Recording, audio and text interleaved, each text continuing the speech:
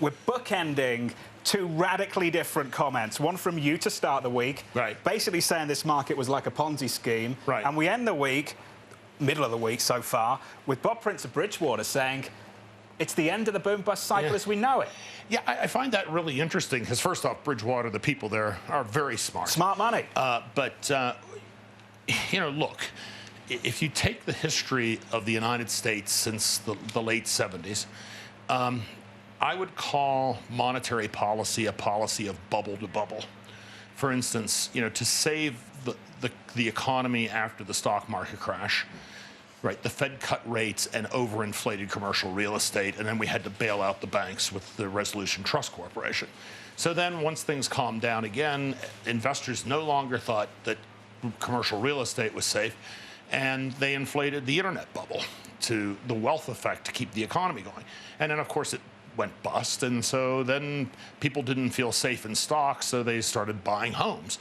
And we played that out, and it bust. And so my attitude is when you look at the amount of leverage in corporate America and where we are today, you definitely are inflating a bubble here in credit. Well, let's talk about the quote that you sent out to clients. A long note, I've read it. Here's a quote from it. The timing is hard to predict, but it reminds me a lot of the lead up to 2001 and 2002. Then you pointed out the term Ponzi scheme, where the only reason investors keep adding to risk is the fear that prices will be higher tomorrow. With that in mind, you've made this call. Are you de-risking or are you staying long risk? What are you doing? You know, I got to tell you something. We started de-risking back in 2018.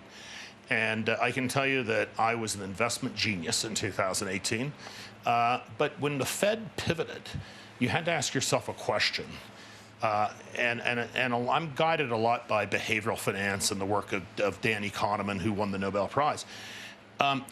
One of the biggest mistakes asset managers or asset allocators make is they try to do too many tactical trades. And so what Danny would say is, look 5 years into the future, what do you see coming? And don't change what you're doing to try to catch a tactical move.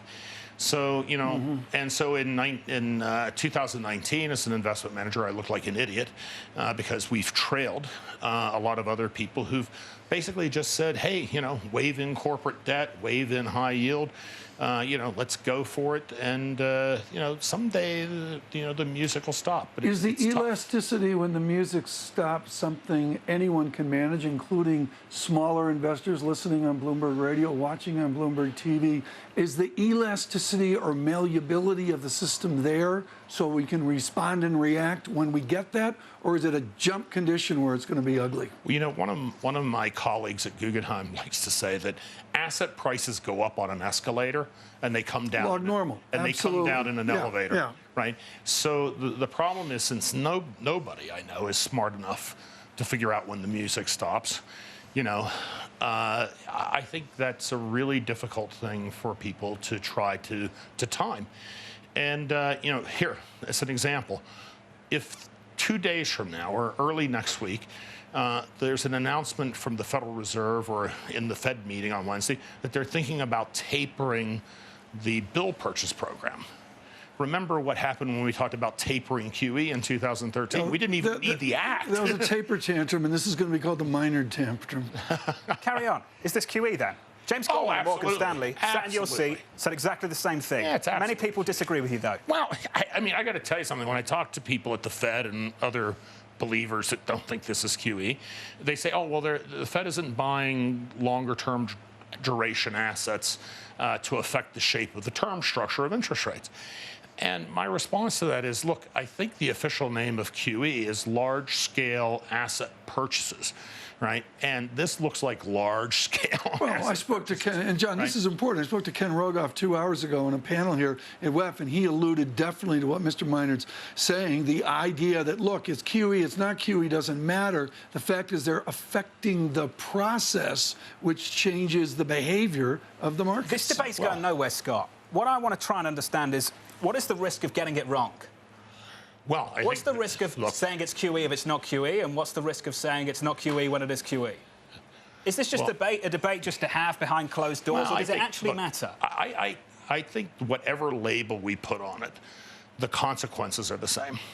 And that is that when you put liquidity into the system and you create money, which is what the central bank is doing, it doesn't matter what you buy. You could buy baseball cards, right? But that liquidity leaks out into other asset categories. And so you get inflated prices in other areas. And, as I've talked about in the recent piece, corporate bonds. With central banks in Europe and Asia running negative interest rates and the Fed pumping out liquidity, right? It just, the incremental stretch for yield just keeps compressing risk assets. John, I invested in baseball cards years ago. I failed. I bought Oil Can Boyd where I should have bought Lenny Dykstra. Should have waited for the Fed to buy T-bills.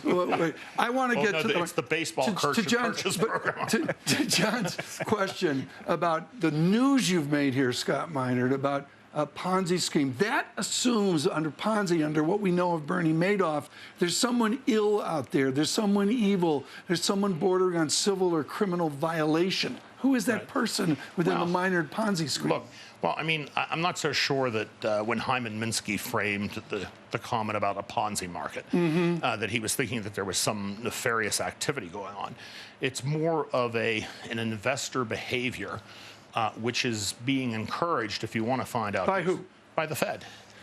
Because we're just, every time, look, there was a debate back in December, do we have a Powell put, right?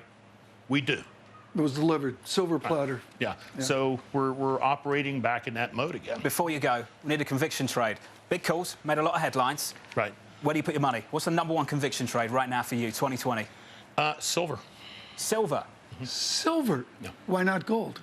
Because when you look at the relative values of silver and gold, silver today is about, let's say, 65% below its prior peak.